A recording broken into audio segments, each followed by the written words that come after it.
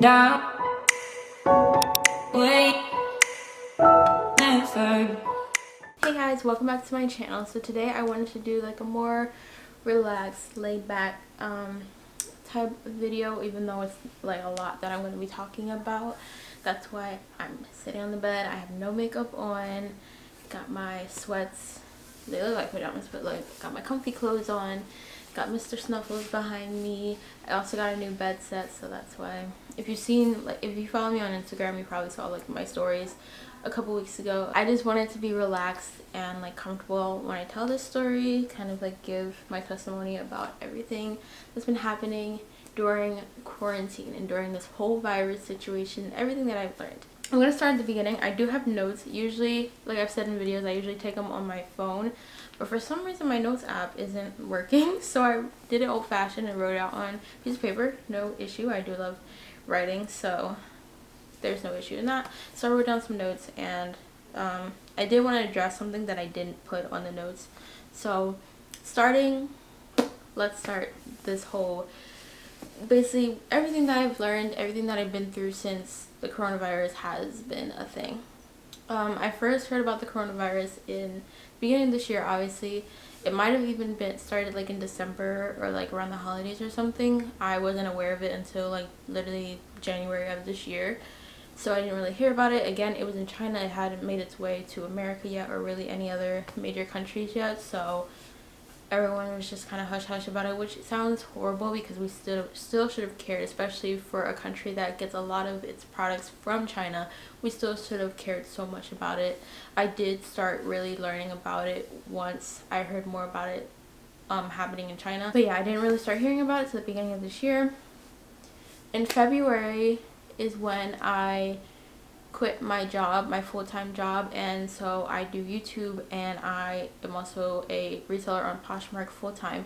Doesn't really make a lot, but I just felt like, you know, God was moving me out of that environment. It was very toxic.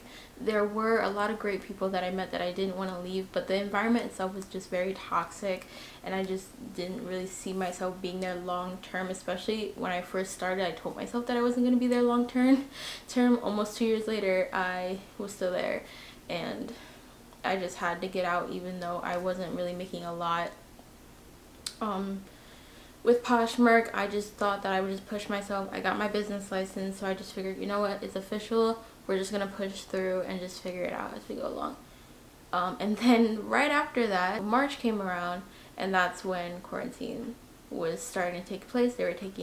That's when it came into America, and people were starting to really get concerned about this virus. Now, in the beginning of March, I had met someone I really started getting close with, who was really, I felt like was going to be my friend for a very long time. We had a lot of things in common. We both loved film. We both loved a lot of things. If you saw my vlogs like videos ago where I was in Philly, that's the person that I was with at the time. I was with my friend. We went to an acting class. I'm not going to say if it's a guy or a girl, just out of respect. If people know who it is, then they know who it is. We went to an acting class together. We hung out. We got sushi. We had fun. We hung out, and I just thought this was someone that was going to be like one of my bestest friends. We had so much in common. We could get along. Like, literally, our taste in music was like very the same. We both like YouTube. They had their interests that were still kind of different from mine, but I just felt like we understood each other differently. The difficulty with this person was that this person was very emotionally unavailable and could not be vulnerable with me, and I'm a very blunt person, and I like being open with that. I like being open with people, so that friendship was never going to work out long term. But because of the person that I am, I was really just showing a lot of codependency issues, and I just really was trying so hard to like get this person to understand, like, hey, I'm here if you ever want to talk to someone about anything that you're going through, because they were also dealing with anxiety and like depression, a lot of mental stuff that they never really wanted to open up about. But this was just the type of person that just didn't want to open up to me, and that's when I really was pressing really hard about trying to, you know, it was kind of my fault in the sense where I was just really trying to push this person to open up, but it didn't seem like I was really pushing as hard as, you know, it may have seemed to them, trying to make them come out of their shell and really just open up, because in my mind, I just felt like if they really just took the time to really tell someone what they're going through and really allowed themselves to get the help that they needed, because that's just the type of person that I am. I like to help people. I felt like if this person really truly opened up, then their life would be a lot easier for them, and that they could see things a lot more clearer and really get the help that they need. The end of this friendship broke off because I was very, like, from my point of the situation, I was coming off very needy, very codependent, like I was saying, and I was very pushy about them, trying to get them to open up to me, and that was the fault that I played. Now, the way that the situation ended was not the best situation, and I'm not saying that they're a terrible person because of how it happened, but I felt like it needed to happen because I ran into the situation that I am in now. So literally, like, after a couple of days after that, like, friendship breakup happened, was when I first saw my coach on Instagram. Now, my coach, the person that I have been working with for the past couple of months now, his name is Kevin Crenshaw, also known as the Heart Guy. I'll leave his Instagram and stuff here. He is so amazing. He is very, very knowledgeable about, like, the things that he talks about, and he's only 2 years older than me. And I just think, like, when I, like, watch his videos, or, like, having him as a coach, it just feels like he's just so very knowledgeable, and he's just helped me open up my eyes to so much. And really having a love coach, a self-love coach, has been so much more helpful than just going through therapy. Working with him has just been one of the best things that has ever happened to me throughout the past 24 years of my life, which have been the only 24 years of my life. I just didn't realize how much of what I was dealing with in my life, how much I was shielding that, and, like, trying to hide it. Like, 2020 has definitely been an awakening year for me so far, and I can only feel myself changing a lot more, and I'm happy that everything happened the way that it did. Pretty much the point of this video, I know that I'm rambling so much in this video. I'm gonna kill myself when I edit this video. Pretty much the whole point of this video is just, I just want to talk about how much I've changed because of the fact that quarantine has happened. There was just a lot of things that were happening to me throughout my life, throughout my relationships, throughout my dating experiences, throughout my friends that I've had, throughout even my family relationships, that I was just, like, covering up, or, like, not addressing as, like, in those situations, in those seasons of my life.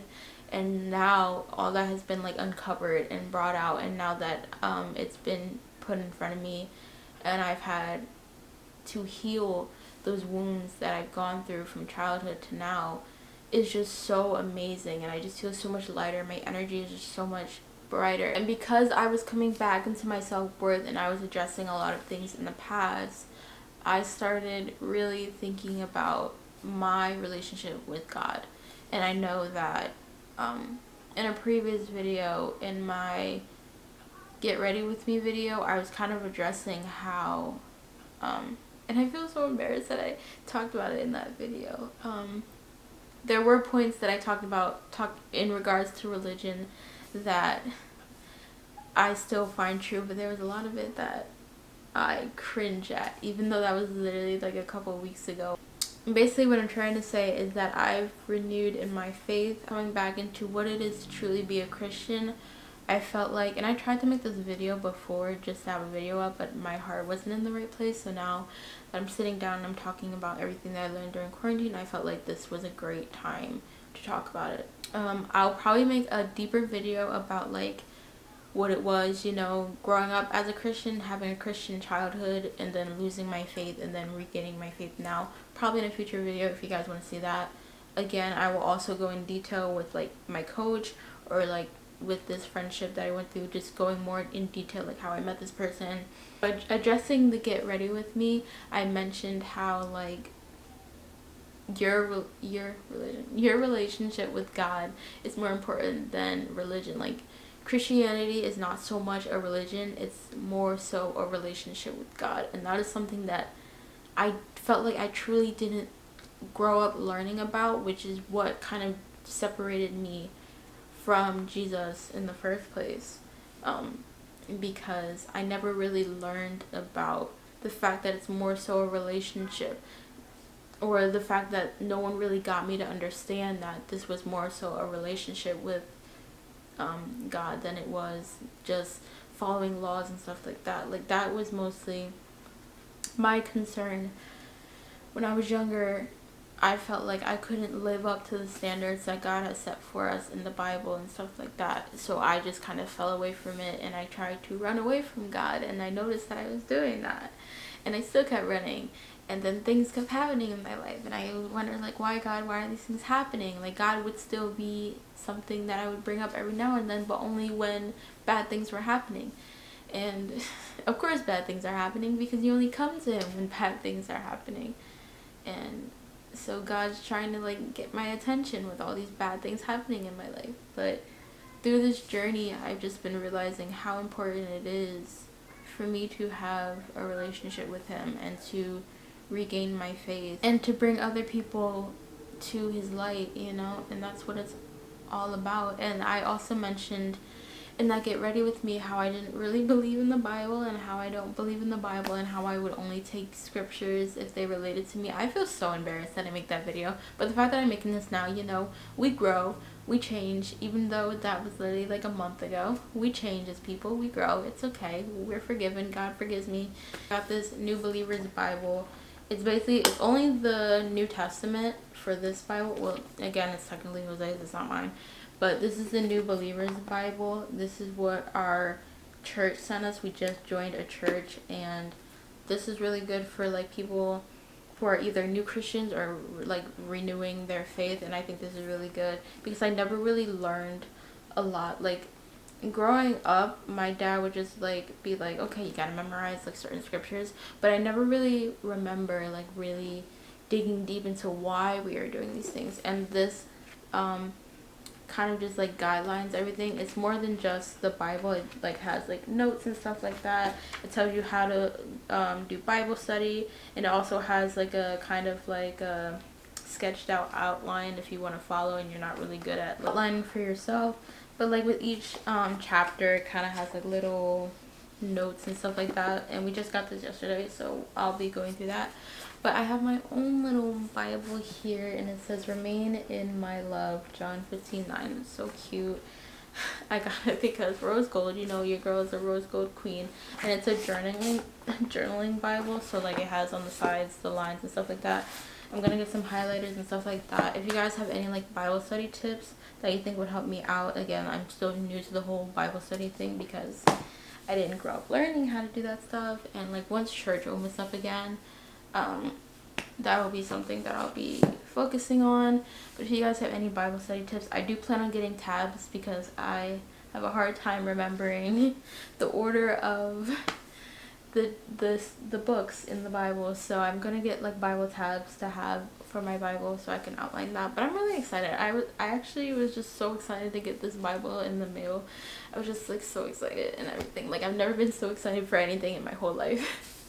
So that's actually something that I'm just been doing. So getting back into God's word, getting back into church, getting involved with the Christian community a lot more. I've been, like, scrolling through Christian TikTok a lot more, and I love it. I've been staying away from a lot of social media, but TikTok is definitely something that I do like to.